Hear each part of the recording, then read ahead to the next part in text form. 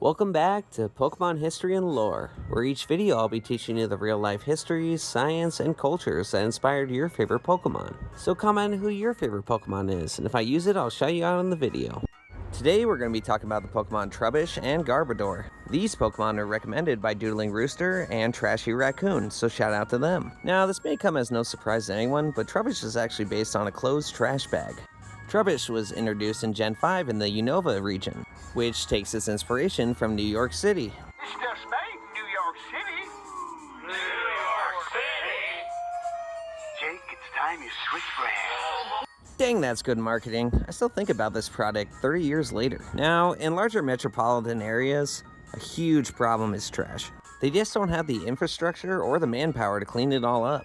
There can also be labor disputes, which really piles up the trash. And not every city has these guys to help you when the time comes. Now, Garbodor is based on an overflowing ripped trash bag. And trust me, if you work in the service industry, this is the worst sight you can ever see. Now you may be wondering, okay, they're trash, how are they sentient?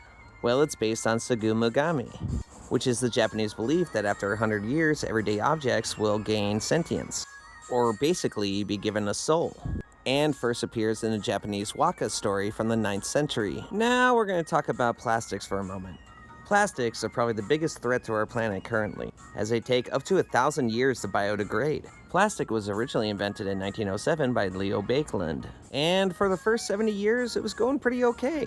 It was strong, durable, and could be used multiple times. But by the 1970s, companies realized they weren't making a lot of money, so they introduced single-use plastics. And these are the plastics that are causing the crisis around our planet today. Unfortunately, even though we have alternatives, we still choose to use them out of convenience. And they are wreaking havoc on our waterways and oceans. So what is the solution? Well, the Netherlands has a pretty cool idea. Since 2018, they have been paving roads and bike paths with recycled plastics. These roads are actually way more durable than traditional asphalt roads and can probably last for hundreds of years. Another solution is maybe just fill up your Stanley Cup every morning instead of buying a Dasani.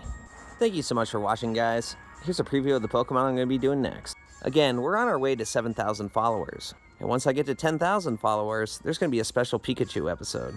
So please like, follow, and comment. Thanks, later.